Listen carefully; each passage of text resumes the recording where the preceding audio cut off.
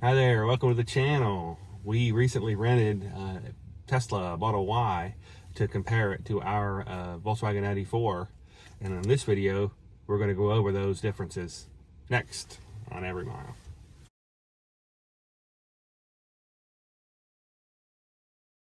Okay, first up, charging and range. Let's start with the Tesla Model Y. Well, you can't talk about Tesla without talking about the supercharger network. It's true. So that's a major bonus, even though a lot of cars, including the VWs, are going to have access eventually to some of the supercharger network. You get it all in a Tesla today. So there's something to be said for that. But the stated EPA range for the Model Y goes on the rear-wheel drive 260 miles on for the least expensive, least range model, up to 310 miles for the all-wheel drive. What else does Tesla bring to the party that maybe the ID.4 does not? Preconditioning. Yeah, so that's on-route preconditioning as opposed to like setting the temperature in the car. So if you're on a trip, it makes a big difference, a big deal, to be able to get the battery to the correct temperature so it can charge the fastest so you can move on down the road. At this point, this VW ID.4 that we have today, the 2023 model, does not have that capability, unfortunately.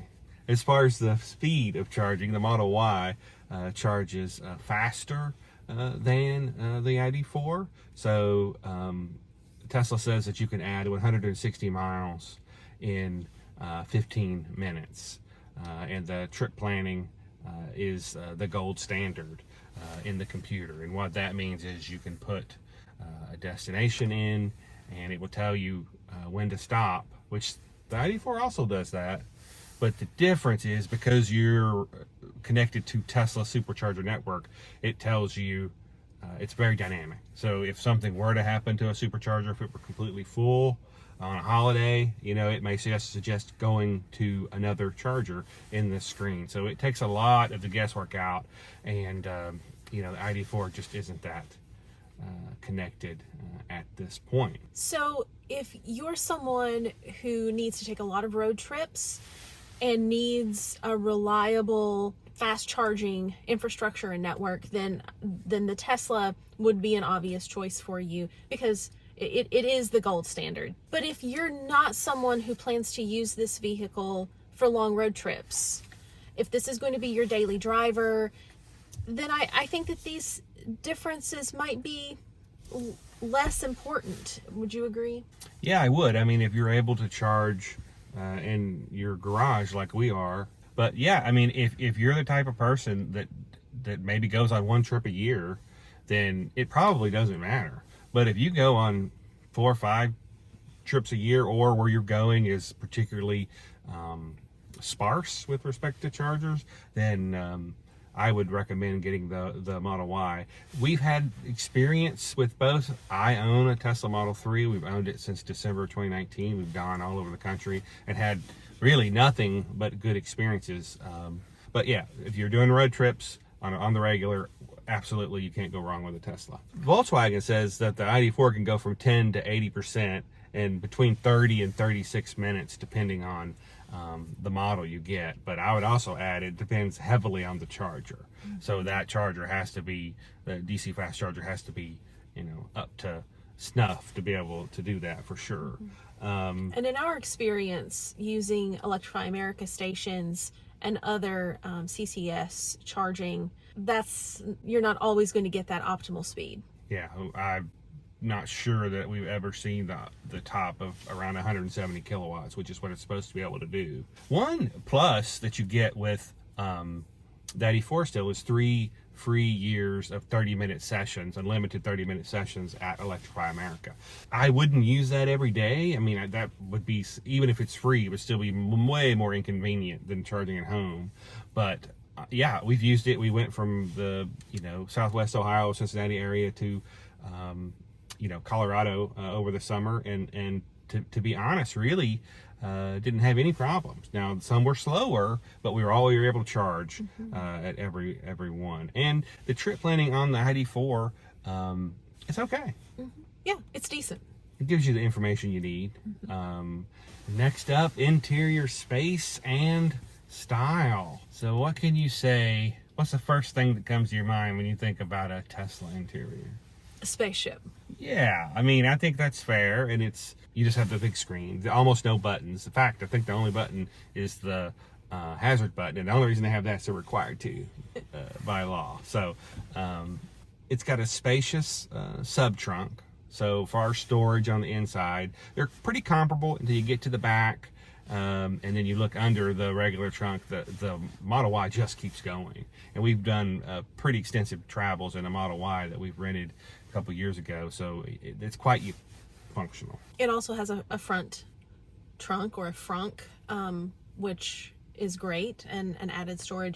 Unfortunately, my ID.4 does not have that storage in the front. And I would say it's usable too in the Model Y. It's not one of those things that's just kind of cute. You know, you could put a very small carry-on in the front trunk. In terms of headroom, legroom, the amount of people you can travel with, I mean, the two vehicles are pretty comparable in that respect, but the Model Y does have that slight edge in terms of cargo capacity. Yeah, and it is possible to option a Model Y with a third row seat. I haven't seen it myself, but what I've seen online is it's strictly for kids. And given the interior size, again, these two vehicles, the ID.4 and the Model Y, are basically the same size and certainly the same category vehicle. I think that's neat that they do that, especially if you have small kids, but from a practicality standpoint, I mean, it's also not cheap. You know, one of the biggest differences that I think everyone will notice is no built-in sunshade. You know, the ID.4 has at least on the Pro S line, has a motorized sunshade, and that's really nice. It is. It's a feature that I certainly use frequently. It's a bright sunny day here, and it's reflecting even more so on the snow on the ground. And so we immediately rolled that shade out when getting in the vehicle. So it is something that I really value. If I had a Model Y, I would have to get an aftermarket solution for that, which is entirely feasible and possible, and easy to do. Yeah, and like I said, I own a Model 3, and that's the first thing I did. I mean, in the summer, you will want that. You know, for us, the biggest downside and for a Tesla, and that includes my Model 3, are the seats. I just can't say enough how much I dislike Tesla seats, and I think I might be in the minority. I think a lot of people really like them. They are certainly firm, I would say aggressively bolstered, and quite narrow. And so, you know, this is an absolute deal breaker for me personally. I can't do long trips in Tesla seats. So that was a big reason for my choosing something else when I purchased my car. I would say if you haven't ridden in a Tesla, you should try one out and see if you like the seats, because for us, this was not our favorite Tesla feature. Yeah, I mean, the seats don't bother me as much as they bother her, but I actually think it's the geometry of the seat. If you're looking down on the seat and the tips of my fingers would be toward the front, and my back toward my palms would be the back of the seat. If you're looking down, it's like this. Well, you know, you have pressure points, back here, on my palm, and I just, and then with the bolsters, I don't think it's the bolsters itself. I think it's that plus that geometry where you're sitting with, and again, we're not huge people. And I think maybe with my Model 3, I've got it sort of broken down. It's not as bad. And we've tried cushions, but this is a controversial topic because most people, that's one of the things they love about, Tesla and Tesla seats. Everyone's different. And, I would highly suggest for either one of these cars, I mean, absolutely, of course, do a test drive. But if you can find one on Turo or Hertz, we rented the Model Y that we got from Hertz. Go do that. Don't do it just for a day. Rent it for a weekend or take it on a weekend trip, because that to us is really how you can get to know a car and all of its features. I think most people love the seats. I don't know who those people are. the styling of a vehicle is so subjective, but there is a stark difference between the minimalist look of Tesla vehicles and the look of my ID.4, which is much more traditional. So you can decide for yourself, what do you like? There is that difference. The interior of my car does have some physical buttons. It has more of that traditional car feel. It has a binnacle. I mean, you yeah. can see the speed right in front of you, as opposed to on the, Tesla. Obviously, it's on the Y and the 3 or on the big screen. The ID.4 has ambient lighting, which is kind of cool. You can adjust the colors, and that just gives it a little bit of an upscale. This VW ID.4 is just more refined. It's more comfortable. It's much quieter going down the road. But it is more traditional. There's more of a learning curve in owning and driving a Tesla, less of a learning curve in the ID.4. So again, it's up for you to decide. If you're someone who readily adopts new technology and doesn't mind the challenge of learning something that feels a little different at first, great. no problem. So yeah, it's not necessarily which is better or worse. It's just, here's some differences for you to consider. All right, next up, infotainment and controls, starting with the Model Y. So what about the key? What key? Exactly. So the Model Y has a card, a key card, and most owners like myself use it once, and then connect it to my phone and use the phone as a key, which is honestly a great feature up until it isn't, right? So what if you don't like that? I have relatives who, aren't into smartphones. The older folks aren't into smartphones yet. With a Tesla, you can get a fob, but guess what?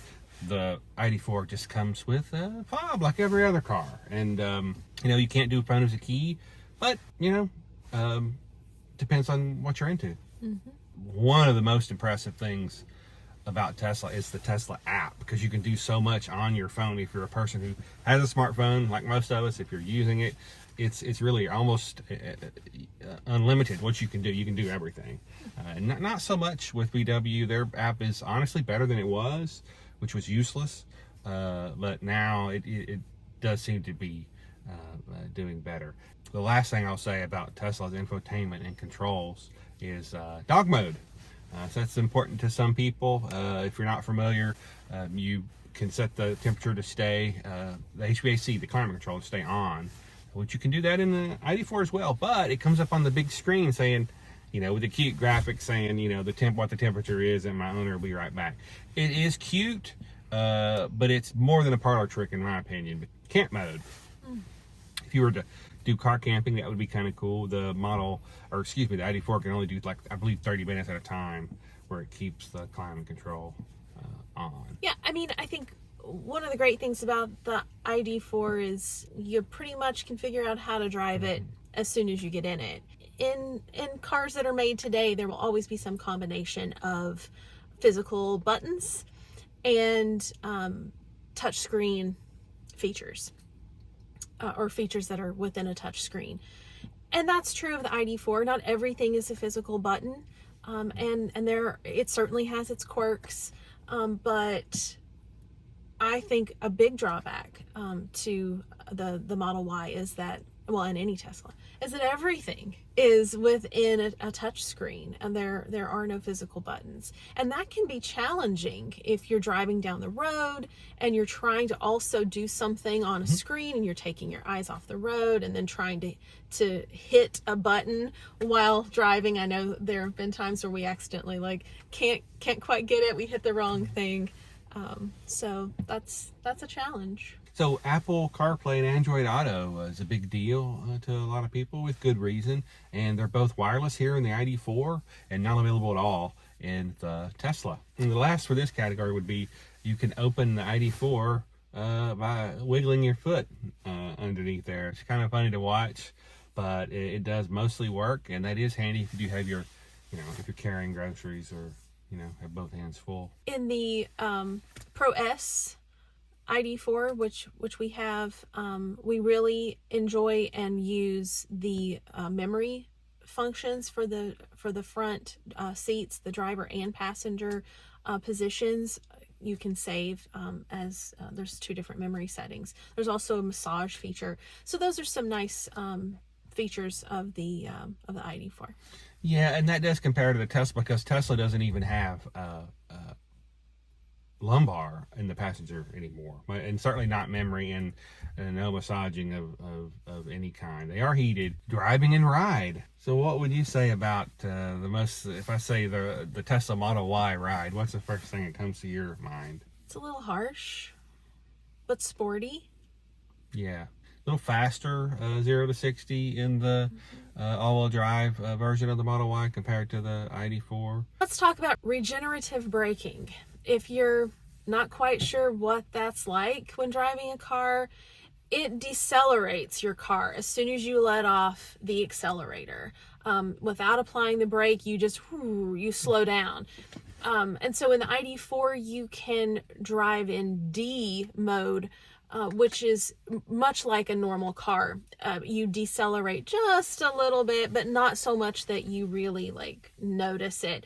I always drive in B mode, which gives me more regenerative braking. I don't mind it. I've grown accustomed to it. I just know now, I've learned how my car reacts in B mode and how much it decelerates, like when I'm approaching a stoplight. I've just learned when to let off that gas and how much that stops me without even needing to apply the brake. And so I do like that, but it still rolls and does all of the things that that a typical car will do. Whereas the Tesla experience is very different because you have true one pedal driving, which I'm not a big fan of. Maybe you can speak more to that. Yeah, I mean, it's kind of almost exactly what it sounds like, where if you want to stop, just let off of the accelerator and it will come to a complete stop and hold you there. Now there are some settings, but in the Model Y we just test drove, which was a 2022 model with the latest software, basically it was all one pedal driving all the time. And so if that's not your jam, it is mine. I like it, but I understand it's completely different. So it's again one other thing to learn. So autopilot comes standard, and that is a hands-on system where it keeps you in your lane and separates you from the cars in front of you. It works very well. I use it literally every day in my car. But Tesla has gone away from using sensors and has gone to using the cameras instead. Now, that's improving with over-the-air software updates, but generally, I've had way more phantom braking in my car, which means it just slams on the brakes for no reason. That's never happened in the ID.4. The ID.4 also, we have a whole video on this, which we can link to, can also change lanes for you, which is really great. The ID.4 comes with travel assist standard. You can upgrade Tesla to where it can also change lanes, but that, that's an extra cost. But this comes, standard with it, which is great. So we talked about the Tesla's drive and ride feel, which is a little bit harsher, a little sportier, a little faster. So then what does that mean for the ID.4? I think the ID.4 handles really well. It's a pleasure to drive this car. It's not the fastest EV. It's not, the sportiest, but I really enjoy it. And it's not floaty boaty going down the road. So it still feels very well grounded and handles well with while still being smooth. One other thing on the sensors that we should mention, and safety features, that they both have a tremendous amount of safety features, and Tesla's known for building safe cars for sure. But there is no Tesla at any price that has rear cross traffic alert.